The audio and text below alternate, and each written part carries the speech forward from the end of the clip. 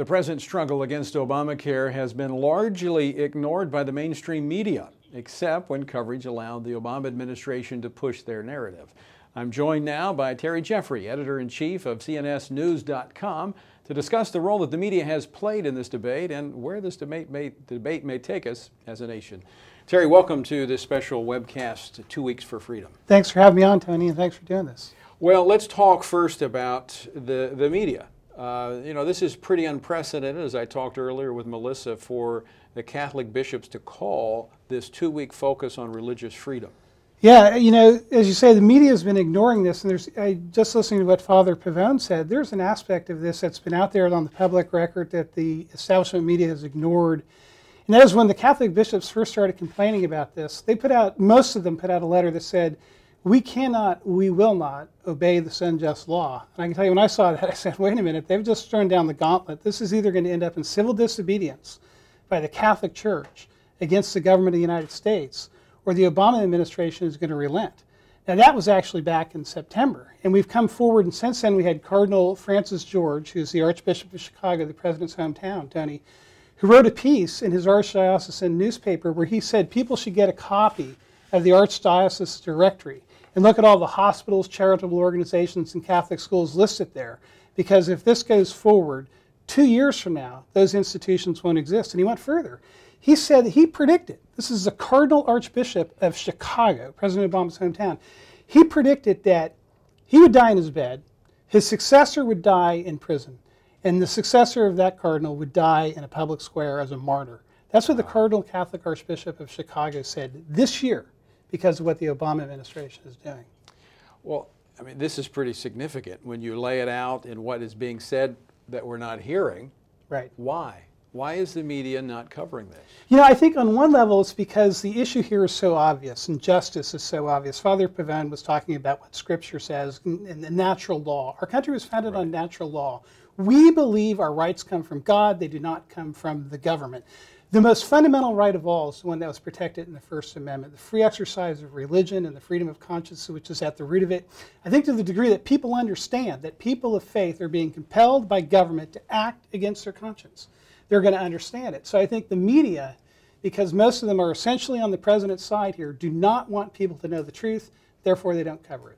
So as they're refusing to cover it, how is that shaping the public's perception of this issue? Well, I think that, interestingly, the people are getting the message out around the media. We saw in politics in American life back in the 1980s, President Reagan had a real facility for going over the heads of the media and delivering his message. I think people of faith, the Christian denominations in this country, the way they've used media like you're using tonight, the availability of the internet, the clergymen going into their pulpits and telling people what's going on, that the message has gotten out.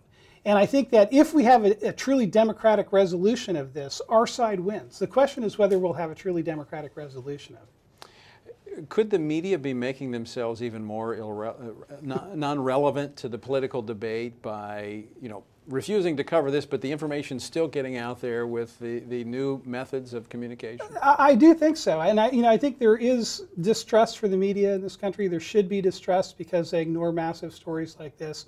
And unfortunately, I think the news industry is collapsing because of that. And I think we do need a vigorous and honest media, and unfortunately, we don't have one in this country at this point. Well, let me shift gears for just a couple of minutes for our remaining time here.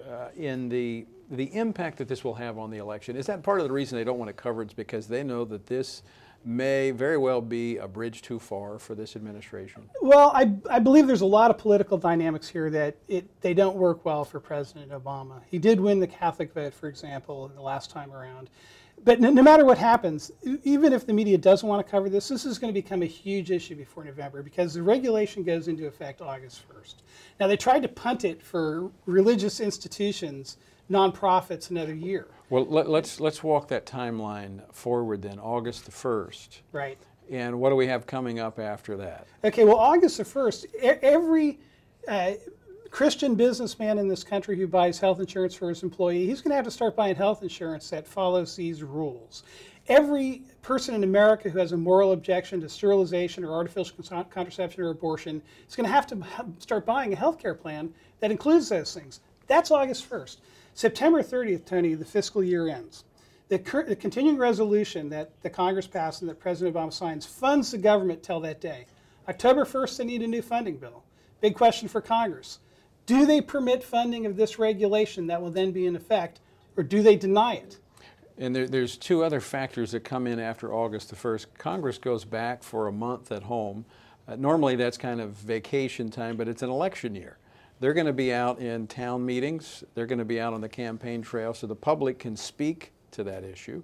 Then you've got these other political activities coming up. It's going to be huge, and I'll tell you something that the liberal press has been ignoring, but anybody who wants to see it can go on the White House website. Virtually every time President Obama goes out and gives a stump speech, he brags about this regulation in particular. Michelle Obama does it too, and he uses this very interesting language. And sometimes he says, I want my daughters to be treated equally to my sons. Very interesting construction for President Obama, but that's how he's talking about this regulation without the press talking about it. Well, what can our viewers do to address the negligence by the media in this case? Because we're seeing this on other issues as well, this being the most prominent. Well, I think just like you want people to contact elected representatives in the White House to tell them what they think about this regulation, I think they should contact people in the media, contact editors of newspapers, contact the producers of television news programs, contact the people who own the local television stations, and let them know what you think. Because, you know, there are churches all over the country locally raising this as an issue locally, and they're not getting the local coverage. Now, you guys do a great job over at CNS News on covering issues like this and covering a lot of the issues that the mainstream media wants to just cross over, because it does involve people of faith. How can people find out more about the work that you guys are doing? Anytime they want, they can come to cnsnews.com and see what we're reporting. cnsnews.com is the place to check it out to get a good source of news and of the truth. So, Terry, thank you so much for joining us, and I do appreciate all the work you guys are doing over there to bring focus on this issue. And thank you for what you're doing, Tony. All right. Thanks, Terry. Thanks for being with us.